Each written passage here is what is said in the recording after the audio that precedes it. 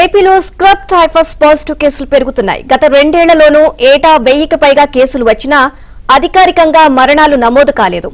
ఈసారి ఏకంగా పాజిటివ్ కేసుల్లో మరణాల సంఖ్య 22కు చేరింది.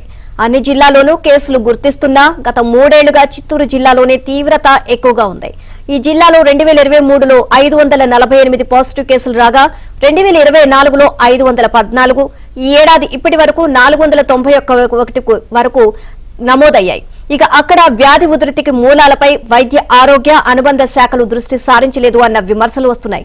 తిరుపతి జిల్లాలోనూ 2023లో 276, 2024లో 184, ఈ ఏడాది 99 కేసులు బయటపడ్డాయి. ఈ ఏడాది కేసుల తీవ్రతలో కాకినాడ 198, విశాఖపట్నం 158 జిల్లాలు 2-3 స్థానాల్లో ఉన్నాయి.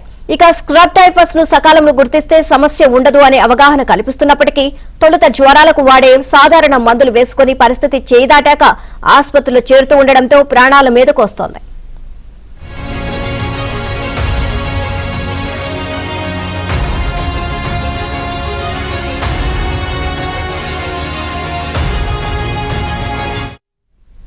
శుభ్రత లేమి, తేమ ఉన్న పొదలు, వ్యవసాయ ఆధారిత ప్రాంతాల్లో తేవీటి పురుగు సంచారం ఎక్కువ. ఇది కొత్తగా పుట్టుకొచ్చిన కీటకం కాదని, ఏళ్లుగా సంచరిస్తున్నదేనని నిపుణులు చెబుతున్నా కీటకం ప్రమాదకరంగా రూపాంతరం చెందడం వెనుక కారణాలు అంతుచిక్కడం లేదు. దేశవ్యాప్తంగా స్క్రబ్ టైఫస్ పాజిటివ్ కేసులు వస్తున్నా ఏపీలోనే మరణాలు నమోదు కావడం కలవరపెడుతోంది.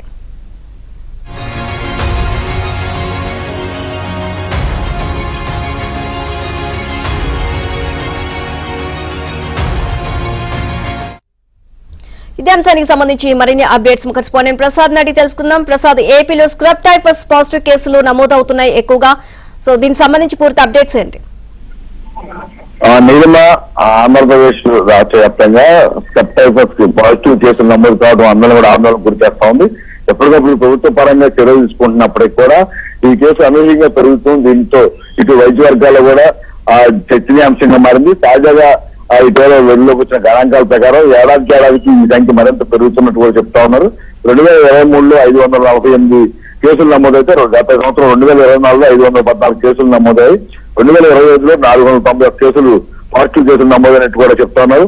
అంతేకాకుండా దాదాపు ఇప్పుడు వరకు 22 మంది ఈ స్క్రబ్ టైఫస్ కారణంగా మరణించిన ఘటనలు కూడా ఉన్నాయి.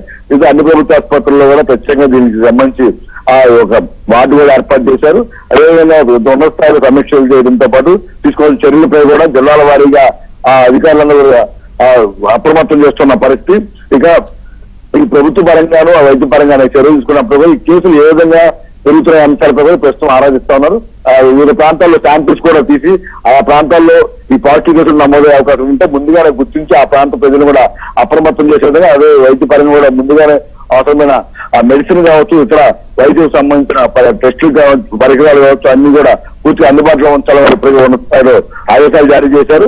ఇక ఈ కేసులకు సంబంధించి కూడా ప్రజలు కూడా పూర్తిగా అప్రమత్తంగా ఉంటుంది కాబట్టి దీనికి అవగాహన పెంచుకోవాలని కూడా అధికారులు సూచిస్తా ఉన్నారు. చాలా మంది కూడా ఈ కేవలం మీడియాలో ఈ స్క్రబ్ టైఫస్ సంబంధించి వార్తలు వస్తున్నప్పుడు కూడా ప్రజలు దీనిపై ఎటువంటి అవగాహన పెంచుకోవడం, అసలు దీనికి సంబంధించి ఎటువంటి ముందుగా వీటి లక్షణాలు ఏంటి, వీటి వల్ల ఎటువంటి ఇబ్బంది ఉంది, అలాగే రాకుండా ఎటువంటి జాగ్రత్తలు తీసుకోవాలి, ఒక సోకితే వెంటనే ఏమైనా అప్రమత్తమైన అంశాలపై కూడా ప్రజలు ఇంకా దీనిపై పూర్తిగా చైతన్యం రాకపోవడం కూడా ఆందోళన కలుగుతుంది. ఇప్పటికైనా కూడా ప్రభుత్వం అధికారులతో పాటు గ్రామ నియోజకవర్గ స్థాయిలో మండల స్థాయిలో కూడా వీటిపై పెద్ద ఎత్తున ప్రచారం చేసి ప్రజలు అవగాహన కలిగిస్తేనే మరణాల నుంచి ముందు నివారించే అవకాశం కూడా భావిస్తున్నారు. అది చర్యలు తీసుకోవాల్సిన అవసరం కూడా కనిపిస్తుంది. నీలిమ.